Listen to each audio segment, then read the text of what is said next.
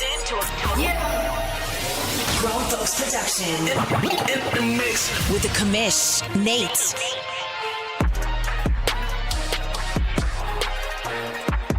Hey, what's up, everybody? Welcome to Press Pass Live, your weekly OMFL podcast show. I'm your friendly commish, Nate. Thanks for hanging out with me tonight. And I only got one buddy. He's flying over here solo with me, Mr. Big Hurt of the Minnesota Vikings. Hurt, how we doing tonight, bud? doing well. Hurt was tagging me left and right to let me know he was here tonight, and I do appreciate it. What's up, everybody in the chat, Bird, Daniel, RL? Thank you for hanging out. Smash that like button for me. We're going to do a slightly different podcast tonight because it's just me and Big Hurt, so we're just going to have a conversation, a little back and forth. What's up, Bronco Man? And this should be fun, so let's get over here. And let's talk a little OMFL. We're going to do a little 2-minute drill here as we look at weeks 5, 6, and 7. We'll pause in between to get a 1-minute review from Mr. Big Hurt to give some thoughts on how things have went. We are already rolling right along here in week number 8. So let's go ahead and get back here to week number 5. We got the Seahawks and Jets. What a matchup as Meek comes away with a 35-31 victory over Cincyburg. The New Orleans Saints, my New Orleans Saints, come away with a 28-20 victory over Kevin. The D-Money-led 49ers come away with a victory 35-21 over Twinkie. Tim beats Nysonger 24-14. Dwayne continues to flex, but he falls at home. He scores 31 points against one of the best defenses that you could find, but some way, somehow, that strong, mighty Dallas defense gave up 41 to Colin, and the one-time Madden 25 OMFL champion comes away with a big-time victory there in Dallas. Reluctant Pancake, a.k.a. Bronco Man, a.k.a. Randy, comes away with a 1-point victory over Kobe. We got Mr. Nipples. I sometimes wonder if he's plugged in, but he's getting these games in, so we got to give him a little pat on the back. Nipples with a 34-22 victory over Little Koch. Bird with a 37-26 victory over Crazy B-Man. Roger with a 49-17 victory over Logan. Big time win there for the Houston Texans. Massimo comes back to win against Lost Sniper 38-35, and a lot of gold sheets went bust with that one. Mile High with a 34. Jay Bowles with a 34-28 victory over. No, see, I always get them mixed up. Golly. Jay Glaze with a 34-28 victory over Jay Bowles. I'm going to get this right one day. Maniac with a 29-17 victory over Joker. That was a big time win for him. Flurry continues his outstanding season, 26-3 over Luca. And then Denver with a 32-29 victory over Penguins. That was a big-time battle there in the AFC. We're wrapping it up with 2 more games. Big Hurt, your Minnesota Vikings with a 31-21 victory over Trey, who couldn't join us here tonight. And then finally, Bill with a 28-24 victory over the Priestman and the Packers. So a big-time victory there for Bill, but he's struggled a little bit this season. What stuck out to you here in week number 5? Well, there's 2 things that really stuck out to me, and I one game and then just one stat line that I saw. Yeah, and you already talked about it. The Cowboys defense giving up 41 points. I don't care who you're playing or who's playing the Cowboys. If you score 41 points against that defense, like that's something that has to be mentioned. The second thing is, I think game-wise, I want to talk about Roger. Roger puts up 49 points and gets a big win. It wasn't even really much of a game. 49-17, I think it was, over the Chargers. And that's not, like, just a gimme win. Like, Logan is a solid owner, solid 100%. opponent. And Roger comes out and, like, puts a stamp on the game and, throws 418 yards and has a solid game and just kind of really also played pretty good defense, which isn't Roger-like team, but like, I mean, it just seemed like he, gave fits, but Stroud 6 touchdowns and Rodgers and the Texans are, clicking on all cylinders right now, and he got a big win, and that's where he's sitting at, in the OMFL start on this season right now. He's riding high and playing good football. Yeah, Randy just said in chat, I didn't know this either. He thinks that might have been a CPU game, but either way, Logan's not having the season that he thought he would have. And that's a big time victory there for Roger to continue to find some momentum there. Dallas, though, giving up 41 points, even on the road, is just a shocker to say the very least. There were some other really fun games. That Cleveland and Pittsburgh game could have been a ton of fun to be able to call. I haven't gotten to call a game in quite some time. Your Minnesota Vikings with a 31-21 victory over the Commanders was a big time game. Indianapolis squeaking out a 1-point victory against Kobe, which is just another game that you wouldn't have called on the surface. But man, Kobe is a multi-time champion here and a guy that even with his situation is fighting to the bitter end. Let's look at week number 6 here. You got Logan falling to those same Colts 28-18. You got the Bills with another big time victory 23-20 over Massimo. We got Nipples with a 31-13 victory over Nicesonger. We got another win for Roger 38-28 over Priest, which might be one of the more confusing teams. I don't know what's off this season, but he's like hanging right there in every game, just can't get over the hump. Little Koch bounces back with a 34-24 victory over Trey, who I know is pretty frustrated this season. He can't quite get all the pieces to line up there in Washington. Kevin bounces back with a 21-18 victory over Jay Glaze. My Saints with a 27-20 victory over Fleury. That was a hell of a fun game. Jay Bowles bounces back with a 31-15 victory over Luca. D-Money with a 37-11 victory over Joker. And as good as Joker has been playing this season, that is not a game I thought would go that way. Boy, Dallas bounced back and made you pay for giving up 41, 34-18 at home, man. Those Dallas Cowboys are just, they feel unbeatable sometimes. Tim bounces back with a 31-0 win over Crazy B-Man. Meek with a 35-21 victory over Lost. And then the Colin and the Bears with another shootout back-to-back here for the Bears. They fall to Cincy and the New York Jets 44-38. And then finally wrapping up week number 6, I think another game that made a lot of goal sheets go bust, go pop. It was Twinkie with a 24-17 victory over Bill and those Giants. Man, Bill's struggling this season to get those pieces to line up as well, but for some reason falls to Twinkie, and Twinkie could use this as a momentum starter there for the Philadelphia Eagles. What did you see here in week number 6? Well, I have to bring up, there's, again, multiple things that you can talk about, but let's go to the 2 heavyweights and the Bears and the Jets. The Bears and the Jets. The Jets fall the week before in a tough game, bounces back and plays the mighty Bears, who just came off a huge win against D. Wayne. And they have a classic shootout. Both teams can score a lot of points, and the Jets pull out a 44-38 win over the Bears. That game was a huge game, potentially a Super Bowl matchup, the way these two teams have been playing this cycle. But yeah, I just, that game was, the clash of 2 heavyweights, but also the score and just the way the game played out was one that I have to draw attention to. But there's several other topics that we could cover in this week, but that was just the one that I feel like has to be mentioned. Yeah, I think also that San Francisco game, he has been so hot and cold. I kind of believe in my heart and hearts he's just trying to win all those side gold sheet pick'em games, make a bunch of people go bust, earn a bunch of awards, get a bunch of XP, and build for Madden 26. Because when he can turn it on, man, he can turn it on. And getting a win against Joker, who has been no joke, no pun intended.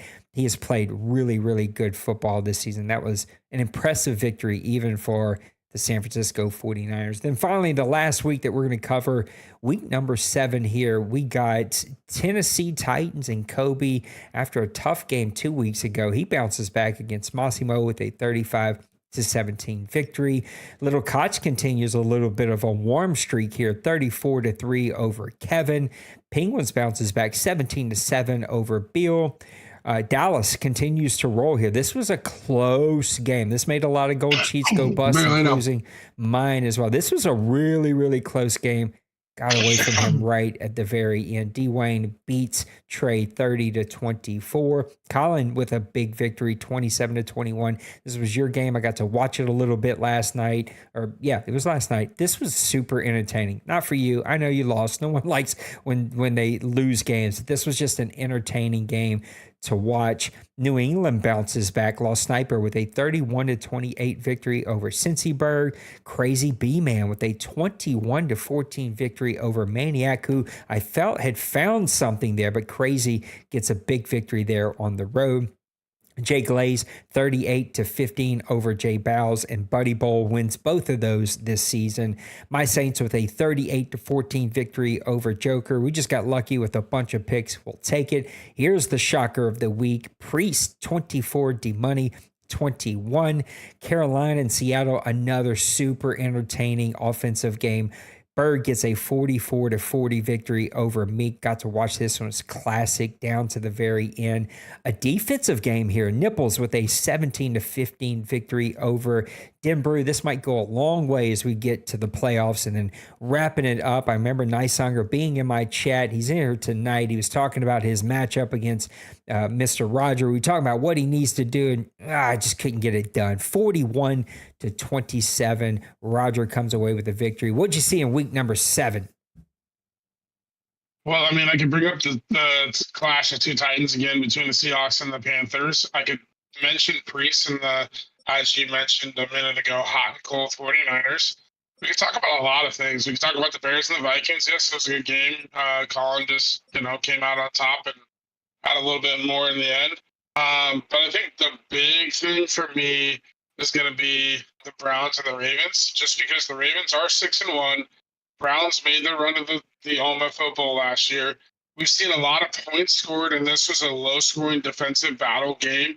Both teams typically can play pretty good offense, and seeing this low-scoring game in a divisional game where the Ravens kind of continue their dominance and holding on to that division, whereas the Browns, I feel like, needed that win to kind of stay in the thick of things. They're not out of it completely, but they've got a pretty big hill to climb on the backside now. But I think the Ravens, that was a big game for them. Big game for him to, bounce back from the team that just went to the OMFL Bowl, but also like in the thick of things where the Steelers only, have 2 losses, the Bengals only have 2 losses. And so Nipple, to get that and pretty much solidify himself as 2 seasons ago, where he was a OMFL Bowl representative.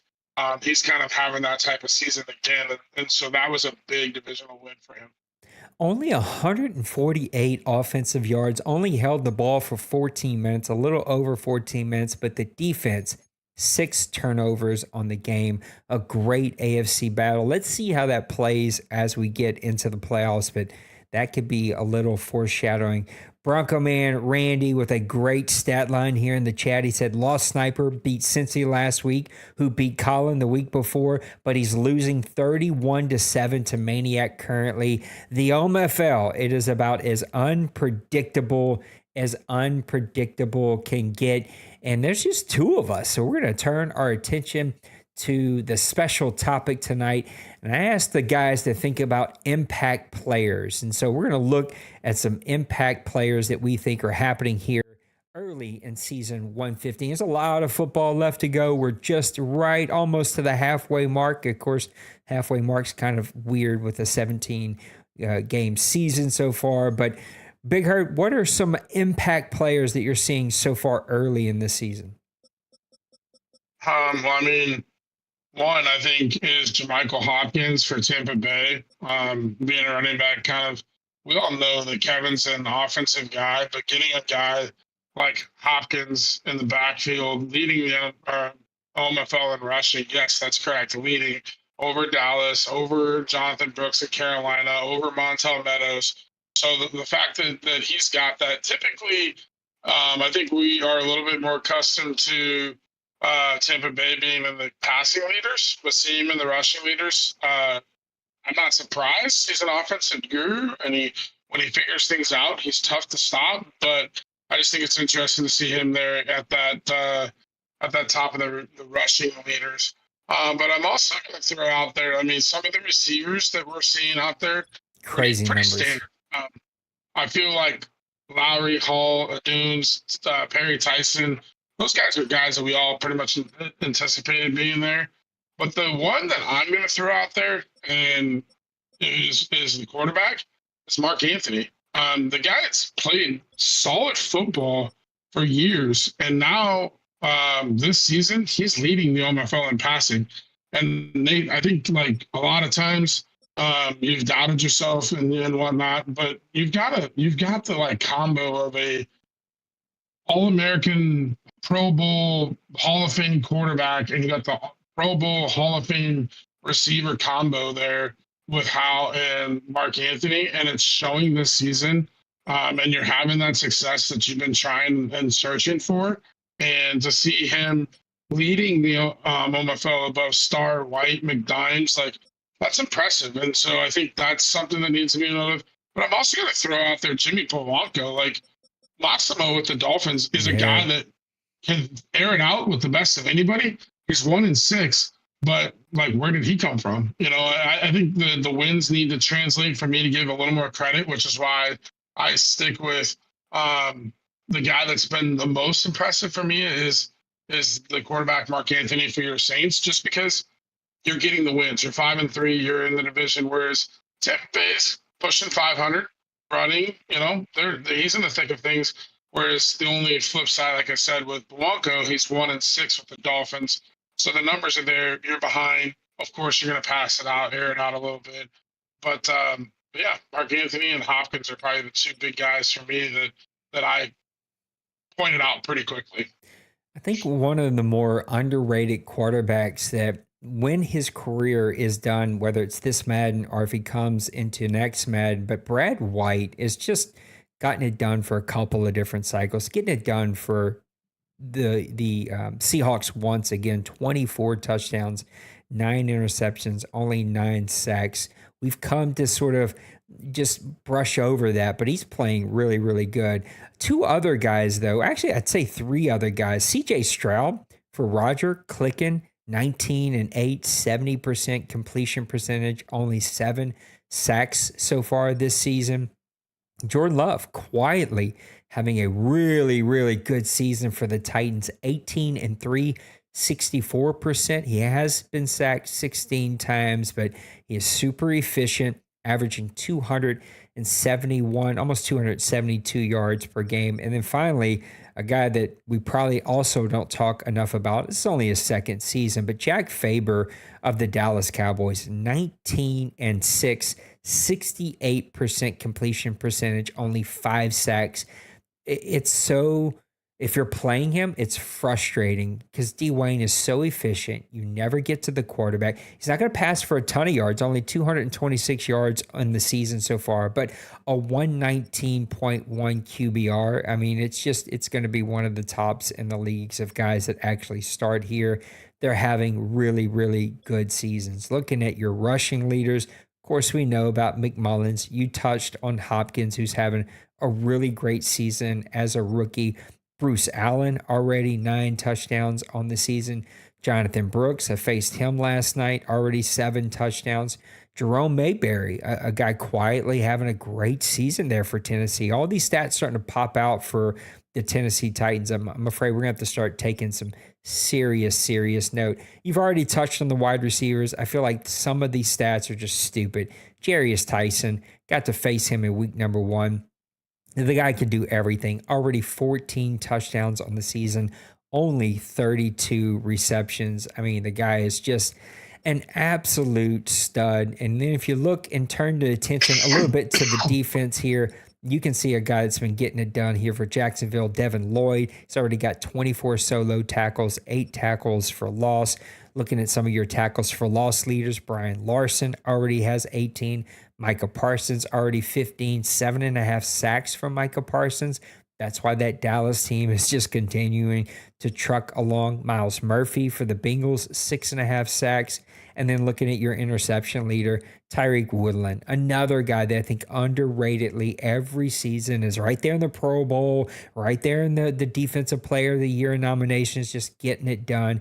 He's got 11 interceptions already this season, and the Seattle Seahawks continue to get it done. I think I jokingly called him my regular season champion. That continues to look a little true here as he continues to win in the regular season. But it's always going to come down like, what can he do when we get to the postseason? Ready to open up the OMFL mailbag? Of course. Let's open up the mailbag. It's 2 weeks worth of questions, so you and I are going to have a lot to unpack here. Mr. Twinkie says, when you're in a slump, what do you do to get out of it? I think that's a great question. Mr. Twinkie only gave me 2 questions on one line, so it is what it is. Oh, no, I'm sorry. This is just finishing his thought. He said change playbooks or play calling, more runs or more passes. What do you do, Big Hurt, when you find yourself in a little bit of a rut? I mean, there's a couple different things, and I guess I have to kind of like hit the reset button and look back at like what is causing that rut. You know what I mean? Is it me just not being comfortable, me feeling like I don't know what play to call, or I'm not like there's a couple of So I would say one is hitting the lab and just kind of getting more comfortable. Yeah. Like seeing things. And sometimes that's where I said maybe it's not like you're making the wrong read, but the playbooks, you feel comfortable with the plays, but you're just like, man, I'm just not seeing things.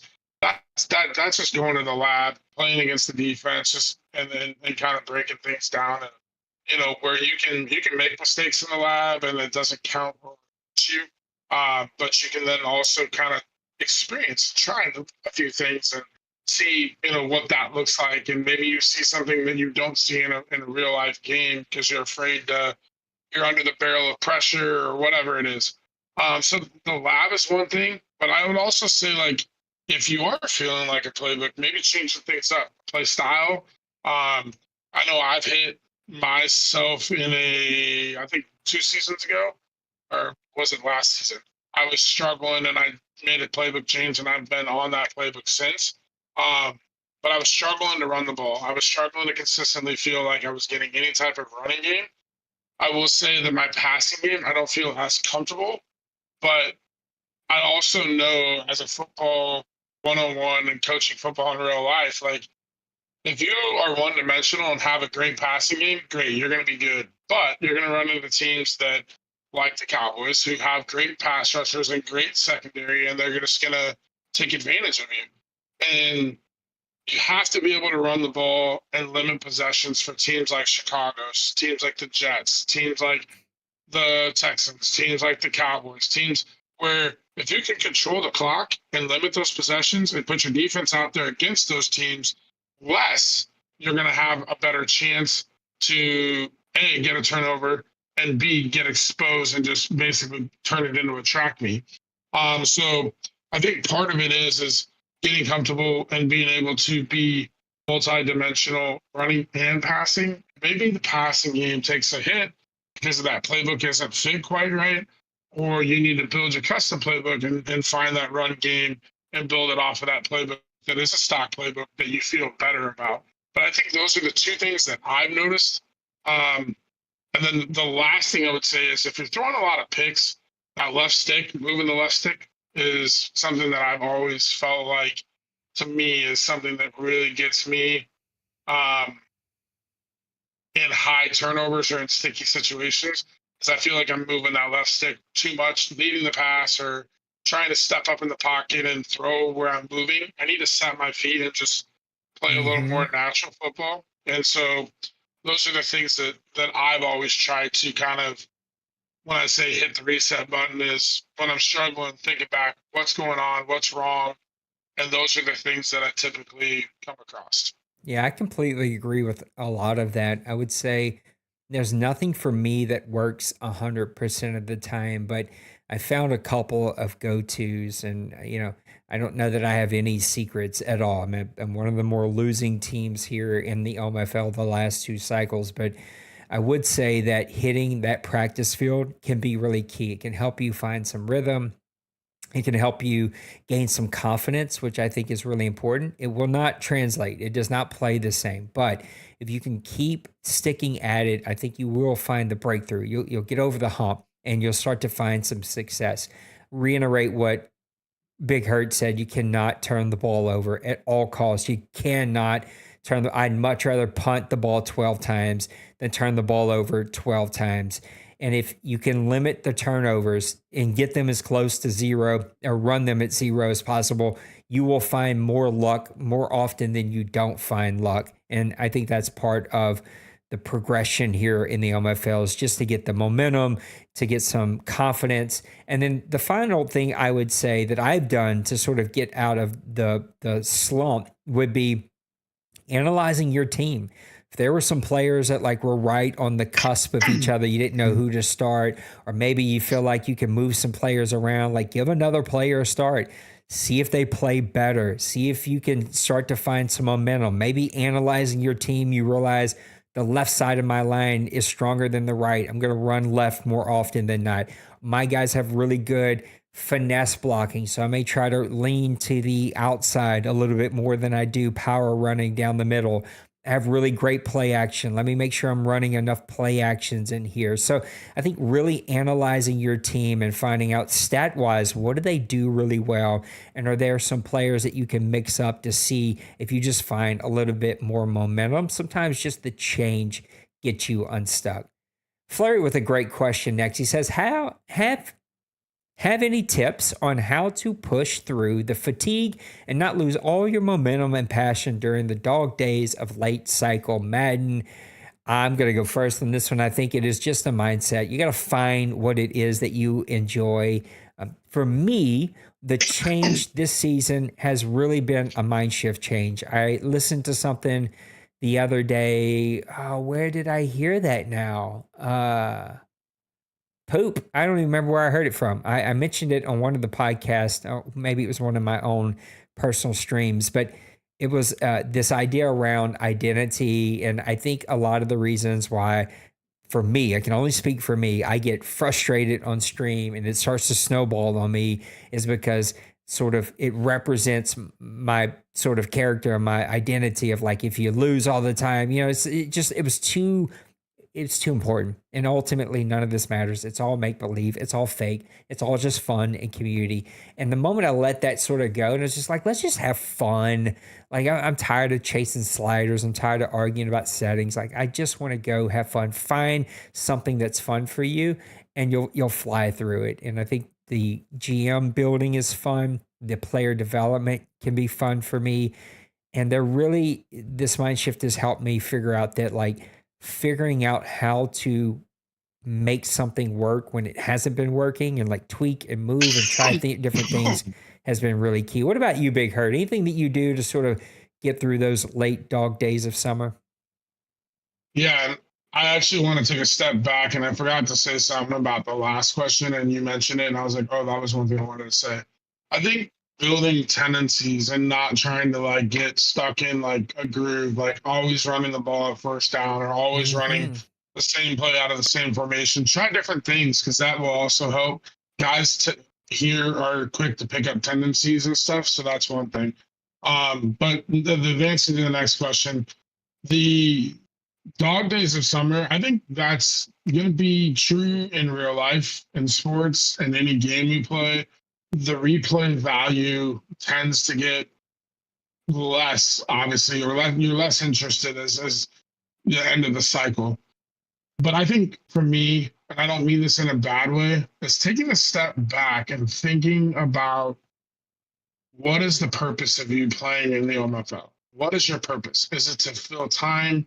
Is it because you like football? Is it because you're here for the community, the camaraderie? Like, what is it? And secondly, really dive deep. You know, for me, I think you guys have heard it plenty of times. For me, it's the show. It's taking time away from work, my kids, my life, as fast paced and as busy as I am, to come home and unplug and talk about it, like the game. I love football. You guys all know that. I coach, but I'm here to play the game well, win or lose, this show, buildings talking about it and being around the guys in the community, for me, is just what makes this place and makes it easy to be like, yeah, I need to play my game and I want to play my game. And the competition level is, I think, is the parity's been at its best this cycle, and it's been in many Maddens. So I think that's also like knowing that I'm going to get a fair game, rather, I'm in a football mood. I'm going to jump on and play a versus and play now game. Probably going to see a bunch of bull crap and just people doing stupid shit. Whereas if I play a game here, I know about 95% of that game, there's going to be a player or two. We all do it. We're human, and whatnot. But for the most part, the integrity is at its best, and the league, the competition level, and the respect that I have, at least for the guys in this league, and I hope it's that way for everybody else, makes it fun. I agree. Maniac has joined us. I don't know if he is in any place to talk, but feel free to unmute and jump in on the next question if you are, Mr. Maniac. This comes from Randy. Says, through roughly 7 weeks and some change in season 115, what has surprised you the most? We talked a little bit about surprises, or at least impact players. I think I want to piggyback off of something you wrapped up the last thought of, and that is the engagement and the competitiveness in season 115, I think, has been the biggest surprise for me. People are still pretty engaged. Sure, we've got some summer trips and stuff coming up, but overall, the engagement has been there pretty good. We've had some pretty good advances. I mean, we're already at week number 8. That's been one of the bigger surprises for me. What about you, Hurt? I don't like to talk about settings, but I will say we turned the abilities back on. I think I was anticipating like an extremely high number of interceptions with abilities back on, just because I felt like DBs were like clueless, and you just throw these like play action bombs, and it still happens, but I just feel like the abilities guys, like those elite players, jump routes and do whatever as a DB, and so the interceptions totals, the sacks, just some of those things that are video game like ish numbers, I thought those would be through the roof again. And I would say 7 weeks, through 7 weeks, we're seeing guys still throw the ball. We're seeing pretty high scoring games. But the engagement's there. I don't feel like it's been a lot of complaining or whatnot. And so I will say I'm not as engaged or plugged into the chat with my busy schedule, but I would say I haven't seen it as much. So I think that's a good thing. And I think that's just something that I preach this to my actual football team, is we got to worry about and focus on the things that we can control. We can't control the product of the game, the settings, we can tweak them a little bit, but it is what it is. And again, that's kind of going back to my last thing, is finding the purpose of why you're here. Find the purpose of why you joined the OMFL. That doesn't change the settings. That doesn't change the game. Nate's not in control of that. The board isn't in control of that. There's small things that they can do to adjust it and try and make it better. But overall, the product is the product. And so for me, we haven't complained. And I think that's making things move on a little bit better for me. I haven't seen Maniac unmute, so I'm just going to assume that he hasn't had time. Maniac, if you hear this, feel free to unmute and we'll get you to come and join us. Oh, he unmuted. Hello. Any thoughts, Mr. Maniac, on what was I already forgot any surprises through week 7 or 8 now? I mean, there is definitely seems to be a good bit parity. I mean, guys are beating some guys that we wouldn't think. I know there's probably some guys that are kind of like checked out for the summer or whatever, but it looks like that there's a good parity across the board, and I definitely do think the players are playing better on what we've got going right now. Definitely with the abilities back on. I hate abilities, but it's almost like you can't can't live without him almost. So it's a love-hate relationship, I guess. So, but yeah, for the most part, man, I'm hanging in there, and my team hasn't played like the way that I've wanted so far, but definitely, it's just some things you just got to deal with and roll with the punches and make it, the best that you can. And I'm hoping to maybe call some games. I would like to start doing some stuff, calling some games. That's probably like the most fun I ever have, just in Madden, is just calling other games, seeing things happen unfold and stuff. But yeah, that's like a loaded answer to that question. But anyway, you got that NHL itch right now. So yeah, there's no calling games right now. We're playing some NHL.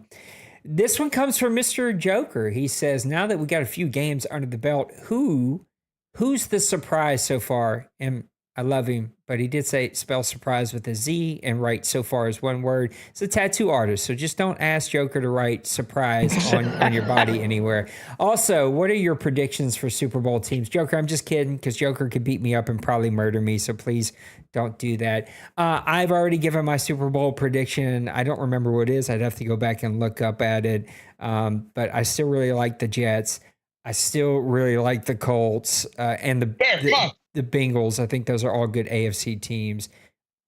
NFC teams, you got Cowboys, Bears. I can't buy into the Seahawks until I see them win in the playoffs. And you still got the champion Panthers. There's so many teams. It's still pretty open. Surprises Saints. for me so far. No, I'm not a Super Bowl team. Surprises for me so far would be Colts, our last undefeated team. I thought we might have some more undefeated teams. The Bears have been really, really dominant in a lot of areas. The Texans sitting at 5-2. And I'd also throw the Jets in there at 4-3. That team is so dominant. I thought that they would win more games than the way that they have. And those are some. I'd also probably throw the Chargers and Lions in there. Both are sitting at 3-3. I thought we might see a little bit better production from those guys. Maniac, I'm going to go with you first. What are your surprises? And if you want to remind everybody, what are your Super Bowl predictions? Let's see. My Super Bowl predictions are going to be. I'm still throwing the Jets in the hat, even though I'm liking the Colts. The Colts are definitely kind of a surprise team here. Like you said, undefeated right now in the season. But my Super Bowl predictions were going to be the Jets and the Cowboys. I think I've rolled with that prediction the last 2 seasons. So. I'm still going to roll with that, but I do like the fact that we've seen some of these guys seem like they get in the playoffs, and they don't have the best record in the regular season, but they still make a push and get into the OMFL Bowl, and you saw that with the Panthers and the Bears also. They got trophies, so that's a pretty amazing thing there as well. But I definitely say the biggest surprise is the Colts are the last undefeated team. And then I really thought that with the Eagles getting that quarterback, that number 1 quarterback, I really thought he would have a little bit better season going than what he's got right now, 1-6. I know that's a little tough. But I hope he sticks with that quarterback and continues to grow and build with him as well. But yeah, I mean, there could be a lot of surprises. 49ers at 3-5. But the other one I would really say too is the Browns 2-5, coming off a bowl season and then going 2-5 so far in the season. Really thought he was probably going to be pushing again, but again, some guys are taking trips and stuff like that, and it's just that time of year, and there's more things important than Madden, family time and stuff Is like there? that. But no. Big Hurt.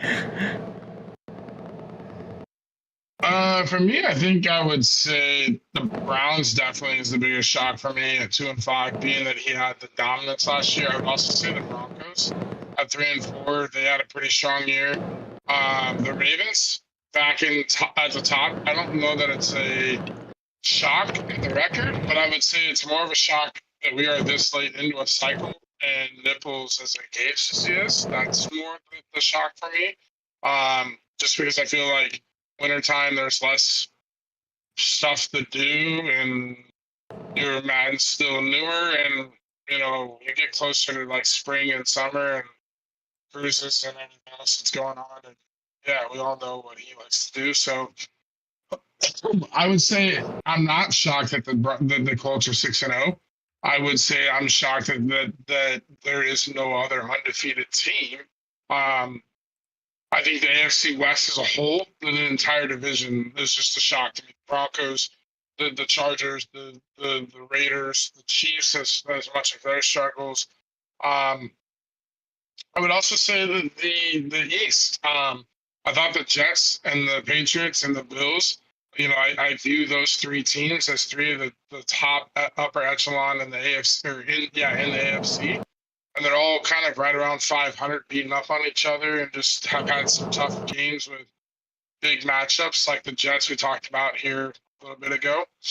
And then on the NFC side, I think for me, no surprise, Dallas, Chicago, Seattle, and Carolina. I think those are the four top teams. I think that's the way it's been for a couple cycles, but I still am just blown away by the Niners being below 500, and the Giants at 2-6. Like, Bill is such a solid defensive-minded player and builds and plays so tough when you play him.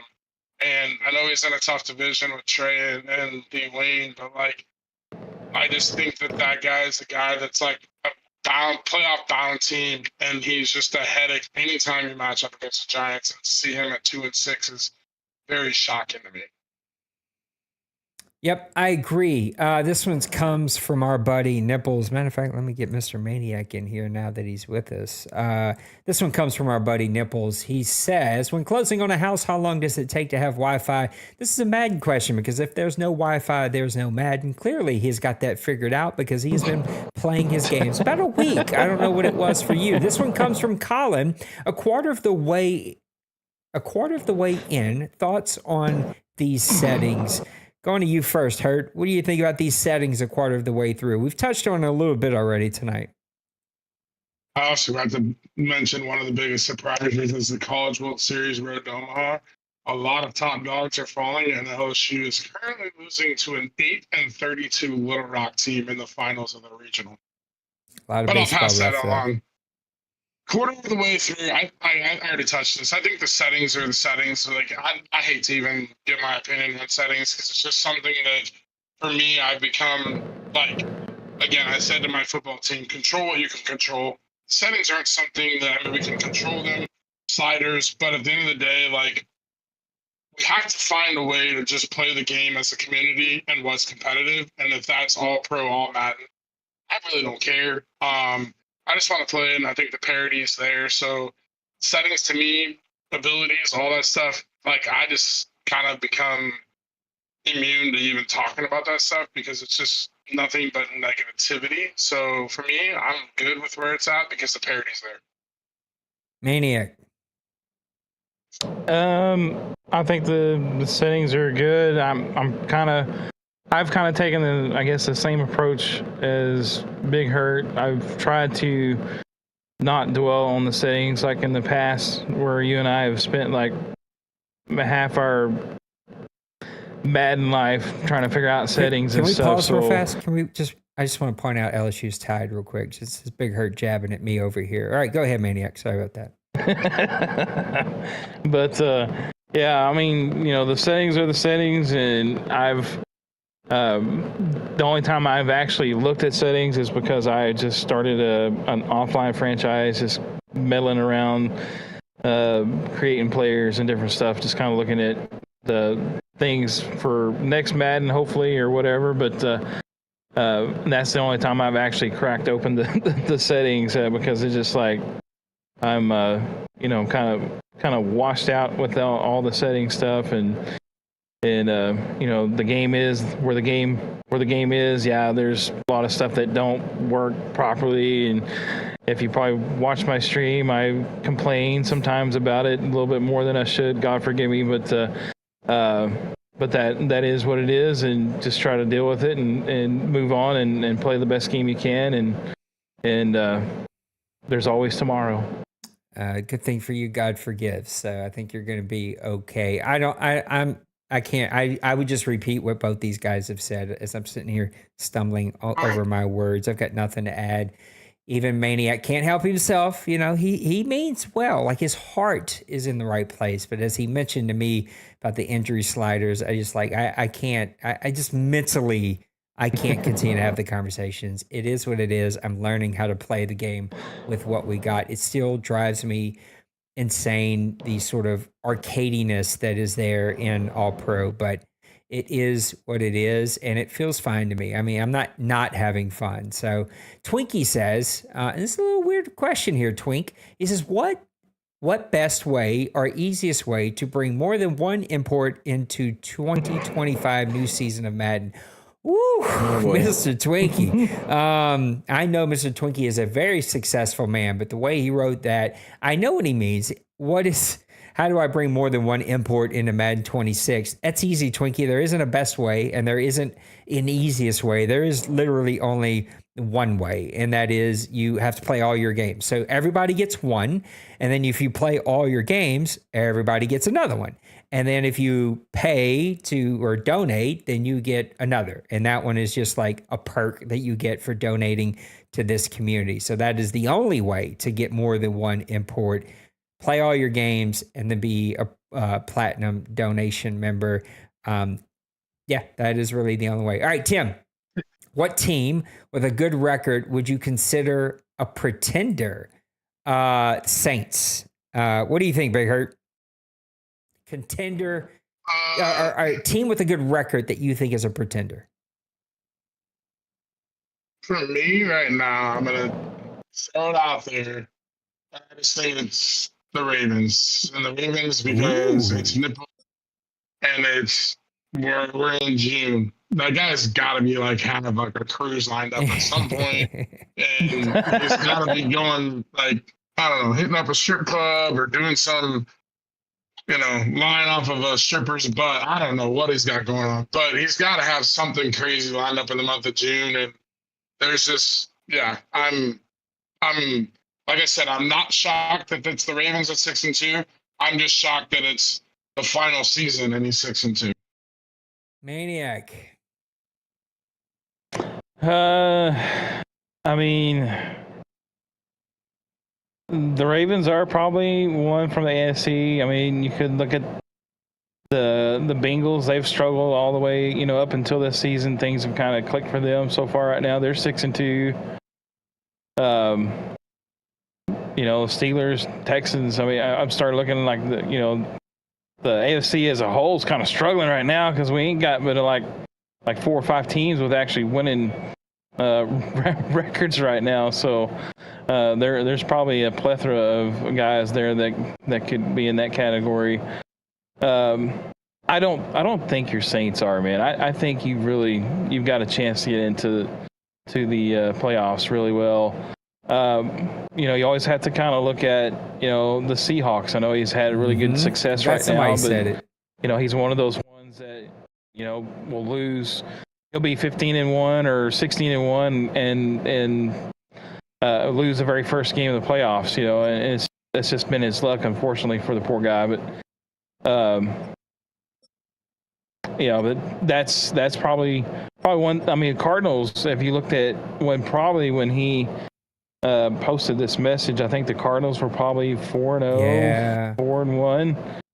And now he's 4-3. So there's a lot of things that's happened within the last just week or so, and couple weeks within the Madden weeks anyway. But there's those guys that started out hot, and then all of a sudden they've kind of hit a wall, and they've lost 3 or 2 games straight. So That's always, those guys are kind of when you start seeing those teams like that and stuff, you start going like scratching your head like, yeah, they might be pretenders, you know. But that's kind of where I would look at that point right now. He also reversed it. He said, what team with bad record would you consider a contender still? I would say Bills, Lions, Falcons. I would not consider the Cardinals with a bad record because they're at 4-3. I don't think that is a bad record. I'd also say Commanders and Titans. Those would be my last couple teams. I want to say 49ers, but I still think he's thrown this last season. I'm going to start with you this time, Maniac. What was the team with a losing record? Yeah, Commanders, and you never know what's going on with D Money. I mean, you know, I don't know if he's decided he's going to set this one out, or is he going to put forth an effort to really try to get himself in position to get in playoffs. So you know, he's always one that has the capability. Falcons, Buccaneers, Lions. I mean, all those guys right there really could, like, you know, turn it around, and we've saw them in the past, you know, make a run to get into the playoffs. So definitely those from the NFC side. AFC, I think you can go no further than the Titans. I know I just beat the Patriots, and he's fixing to go on a trip, so he's probably going to be really playing behind the 8 ball later on the rest of the season. But I think the Raiders and the Broncos are a couple other teams too. You know, we've seen the Broncos make a deep run last season. You know, here he is at 3-4, so I think he would be a good candidate to turn things around before the season's over with. Hurt, losing record, but still a contender. The entire AFC West. Ooh. I would say for me, D Money. I mean, if he locks in, like, that's somebody that could easily get their season turned around. The top division could draw a playoff wild card. I think Trey at 3-4 still not out of the woods. And then I think for me, boy, I don't know. Kobe's another one. I know he's got going on in life, but I'll just say, for me, if he's locks in and gets a few things going his way, he could draw. Tough division within the Colts and Bronco, Rainy Man, whatever the alias's name is. But the Colts are tough. You know, they're 6-0. They're out to a fast start. Texans are 5-2, but I still think Kobe could draw a playoff wild card spot potentially. And Maniac mentioned it. The AFC's like 4 teams, and it's wide open. So I would say that's probably the list for me. I think the AFC's a little deeper. I think Tim dug a big hole. He's only 1 game back from me, but Chicago is going to be there. The South looks like it's got 2 teams. And then I think the Cardinals and the Seahawks. And then, that only leaves like 1 spot left. So I think the Lions potentially could still be obviously get a playoff spot, but he's got a tough schedule and kind of digging a quick hole early where he has had to climb out is hurt. Randy says, what has been your personal favorite season this cycle, whether it's been due to your team's success or overall parity and fun aspect of games or another reason? I really, again, I'm not beating this horse. I'm just answering the question. I really enjoyed the all Madden season. That was my funnest season so far. I'm having fun right now, but I'm winning. It's easy to have fun when you're winning. I think overall, I really enjoyed the all Madden season. Big Hurt, what about you? I don't remember what season it was, but it was my first season with the Vikings. I kind of got in and got to make some moves and do what I could do with this team. I started off with the Falcons and had a rough start and just didn't. It's easy to start the new cycle, a new game, and be like, oh, things are great. But for me, like, I couldn't figure things out, like gameplay. There was nothing settings or anything. I just struggled. Like, I couldn't find any rhythm with the team. I wasn't gelling right. It just wasn't vibing things. And I made the change over to the Vikings and got some players, and I've been building since. And I've had fun since then, since becoming the Vikings. And kind of using this team has been fun. So I would say in the last, 2-3 seasons. Maniac. I think from the aspect of personal like success, I really enjoyed the first two seasons. Obviously, I made it to the bowl game. I made it to the AFC Championship. But I think as an overall gameplay, and I wasn't that successful that season. I made it to the wild card, lost first in the wild card, but it was season 3, and that may have been the all Madden season. Yeah, I think so.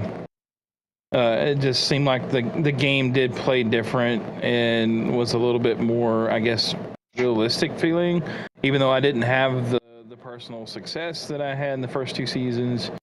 But I think overall, the game, the fun aspect and kind of the chess match aspect, I guess, was probably the best during that season. Twinkie says, will the winless teams win a game? At this point, we only have one winless team. That's our good buddy, Mr. Nice Songer. So, round fire, what do we think? Do the Jaguars win a game? I say yes. Yes. Yes. Well, there you go. Easy cheesy. We get right through that one, Twinkie. Twinkie with these import questions. These could have just been DMs to me, but at least he's putting them here for points. He says, when you move an import over to the new league, is it the stats at the end of the season, ratings and stuff, or is it what we begin with? Just curious. Twinkie, we literally will make a video at the end of Madden. We will get through to the preseason, advance it to week 1, stop and make videos of every player, contract, stats, everything. And that's what will get remade in the new league. What you won't get are the bonus coach points. So any like bonus speed or bonus acceleration or whatever those plus or minus numbers that you get because of morale or coach bonuses, you won't get those, but you will get the player exactly as they sit in the very end of Madden 25. Randy says, what is your prediction for the number of owners with new teams in Madden 26? I'm going to call it at 6. I'm going to say 4, not me. I'm going to say 6 or more. There you go. Be Unless interesting. D-Wayne comes knocking on my door and changing teams. Yeah, of course. But I don't think that'll happen, even if his wife is feeding him whiskeys. I still don't see that happening. Please do. Whatever.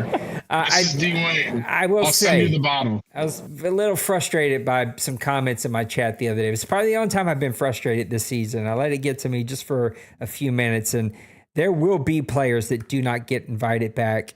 And I know every time I say that, I actually go to do it and the board votes me down and talks me out of it. So there may be some teams changing because players don't get invited back. But I'm just sort of tired of bad attitudes. Anyway, D-Wayne got us a question here. I missed D-Wayne on the show. He says, watching Nate's stream against Carolina, you talked about the C route. I don't remember talking about the C route being ran better by the cornerback than the wide receiver. Yep. Then I go watch the route take place, and the cornerbacks look clueless. Why do you think these defenders guard react certain routes better than others? That's a really good question. I can't personally. I know Maniac has a theory. You can hear him smacking his gums as soon as that question came out of my face. I don't know why they act clueless sometimes. I've watched my 92 overall cornerback or 90 overall cornerback with 97 speed toe and toe with the receiver, never put his hand up on a play.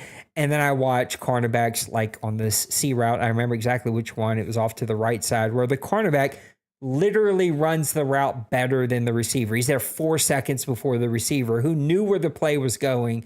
I have no explanation. And the one I would give, people would combat with me and say they don't believe it. I think it's all pro. I think all pro is dumbed down. I don't mean that means we're dumber or can't play on higher modes. I just think that mode is dumbed down. It is made to pick up easier because they understand most adults or most players won't play rookie. That's for like little kids. They want all pro, and the NFL and Madden want to sell numbers. They want to sell big plays. They want to sell highlights. They want to sell the crazy pick sixes, the big deep throw. And that's why all pro plays the way it plays. And all Madden, I believe, has morphed from that sort of competitive, Maniac says it better than I because he used to be a game changer, but that competitive scene to more of the sim style scene that we all play. But that's my theory. Gumsmacker, you go. But yeah, my theory is basically, like, if you look at the influencers that influence this game now, and it used to be like when I was a game changer, it was guys from the community that were deeply involved in like franchise stuff and the overall gameplay. And now you see like a lot of guys where the influencers are more the competitive crowd, where they go play competitive at these tournaments and different things like that. I do or think non-CFM that, players like old boy that lives in New Orleans. I can't remember his name now, but I'm not a big fan. Oh, yeah, I know who you're talking, and I can see his face. Madden I can't think of his name right now, but crazy name now. Yeah, little 4'3" guy. What's his name? Somebody help me out here in the chat. Oh my goodness.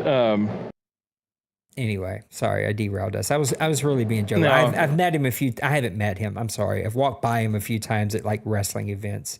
I'm sure he's probably like a really nice guy. Maybe meet him in person and stuff.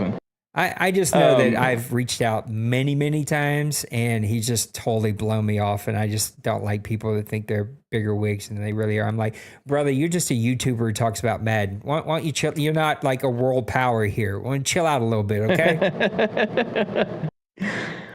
But these games are influenced by guys that play competitively. They go in, and these guys look for things that work, look for things that don't. I don't know why in the coding that some routes will work, and it's so odd because like one Madden, the cornerbacks will never cover a C route. I think it was like 2 or 3 Maddens ago. That was the go route for everybody to go to. I mean, that was the go-to route. You get the C route. If they were in man coverage on the C route, it was a big play nearly every time you did one of those routes. Now it's like it don't do anything. Zone coverage. I mean, you got to pick it the perfect time to do that route to even get anything out of it.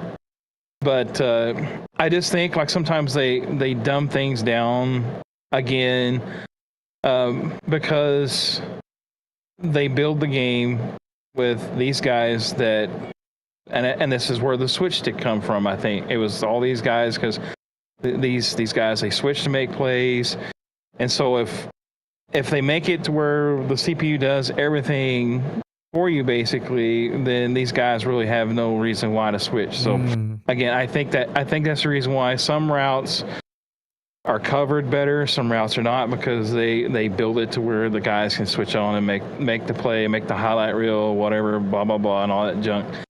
But I wish that they would do something to where and they have the sim and the competitive style, but I don't think they understand completely how to really separate them. Truly, I don't think they understand really how to separate those two type of styles. And if they could ever figure it out, listen to the right people that want this style, kind of like the way we play. We want ratings to matter. We want those things to matter. We want the guys to create those opportunities. If you got a 99 cornerback that you're going up against a 77 wide receiver, your guy should be all over that guy all day, all night, and never be open, basically for the rest of the game. And we've seen that happen so many times, but.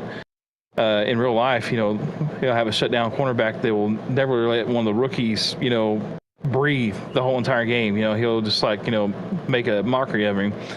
But if they could ever figure that out, then I think you could see where one route wouldn't dominate. But I think, again, because they build the game for these switch guys, that the game suffers for the rest of us that want to play a real sim, and the word loosely, sim style, and allow ratings to matter and allow your player to make the play that, hey, you built him up for this, he should be able to do it.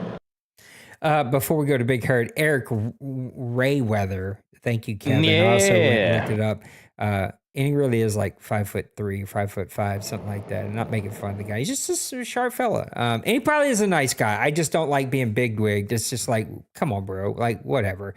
I I totally agree with everything you had to say. And what do you think, Mr. Hurt? Oh, also, LSU's winning 6-5 now. Perfect. Go Tigers. I love when LSU makes it to Omaha, so I'm hoping they get out of the regional and win their supers. But back on topic, I got nothing. Quarterbacks play is shitty. Wide receiver play is shitty. It makes no sense. I play the game because, again, I just like the camaraderie and being a part of the community. If I had to make sense of why this game plays that way on half of the shit, downfield blocking, blocking in the trenches, defensive line engagement, cornerback play. My favorite is wide fullbacks receiver. who run away from the guy they're supposed to block. That's my favorite. I love when that happens. All the stuff, being able to throw across the field, across your body, like there's just a lot of things. Hit sticking from like 4 yards away and landing it. There's just too much. If I sat there as a football coach in real life and had to make sense of that, I probably would have aged myself by, and I'd be 94. I really can't even like try and wrap my brain around it. I just am like, okay, it is what it is. It's the game, it's the product. We just live with it and we move on. I would say Kevin said the game code is broken, needs to be rebuilt from the ground up. I agree, but I had a thought the other day, y'all. I don't know that this ever will happen, but AI is being used in these games 100%, and it is saving them time. I wonder if they've ever let AI try to look at some of that historical code to fix it. Also, Eric and a few others have talked about how good Madden has felt, and that unabashedly has said how Madden has felt. The presentation for Madden felt better than college football, which already had a super high standard. So I'm starting to get excited. I could foresee a day here very soon where we have to go back to Switch because just trying to play no Switch doesn't work. Who knows? We'll have to get the games in hand. I think currently we all agree it is a more pure way, strategic way to play. But there's some exciting things starting to come out. All right, the mailbag is over. And the winner tonight's going to be Big Hurt. Well, because he was here for the entire show. So I'm going to go ahead and give it to Big Hurt. Big Hurt, the next 1 minute is yours, brother. Yeah, I'm going to just take a stance on this time of the year. Playing our games, I get excited because, I already talked to Road to Omaha, College World Series. I live in Omaha, so I'm excited about that. I'm in the middle of my football season. I'm busy as ever with my kids. And I just still find time to make and play my games here because I care about this place. I don't want to not have this place be somewhere where I'm a part of in the future. And so I make time for it because I care about it. And I think that's like in life, when you care about something, you can make time for things. And so when you care less and you don't care, you move on and you don't make time for things. Kind of as the old sappy, annoying girlfriend says, like, you don't ever make time for me. You can't ever make my facts and like whatever. But I'm busy playing my games. I'm enjoying them. I'm having fun, and so I'm just gonna keep playing. If you guys are interested in the College World Series, or if you're ever in Omaha, hit me up because not only as a few guys have already experienced the restaurant that I work at. You guys can come eat there, but I'd also give you some insight on things to do in Omaha during the CWS time and what to hit up because it's a pretty good time. It's a lot of fun. It is on the wife and I's bucket list. We will be there one day, so sooner or later, you and I will have dinner together. I got a cousin that's pushing for me to go this year, but financially, I don't think I'm going to be able to pull that off. But here soon, it is on the bucket list, and we are definitely going to make it out there. It's going to be a ton of fun. Lots of really fun information. We're already over an hour and 10 minutes here. We were making really good time, and then Maniac showed up, and these guys started talking. No, I'm just joking. The next show that we may talk, that may be my question. It was supposed to be the question of the night tonight, but we'll save that one for next week to hear, what we're starting to hear about college football and also Madden. The news is exciting. Like, there's some exciting things starting to come out. Let's hope that they deliver on those things, because again, unsolicited, there's been a couple of different people they've already touched, been at EA, touched these games, see what's happening, and have been sort of blown away, especially to CFM in Madden around presentation. I think Eric said today most of, not all, but most of the ask for the last 8 years for CFM, whether it was old or new, have been added this year. So I don't know if that means radio show or more presentation. I don't know, but it seems like for whatever reason, they've majorly overhauled this. And I'm just going to make a major assumption here. It's AI. And I'm fine with it. If it gets us better games, then do what you got to do. And we'll see if we can enjoy it. Guys, thank you for hanging out with me tonight. Thanks, Maniac, for coming after your game was played. I still got to go play a CFM game for OMFL college playoffs and play the CPU and finish watching LSU here. So I'm going to get on out of here. Guys, take care of yourselves. Take care of those around you. Know that you are loved and that you mattered. And we'll see you in the next one, okay? Peace. Those times.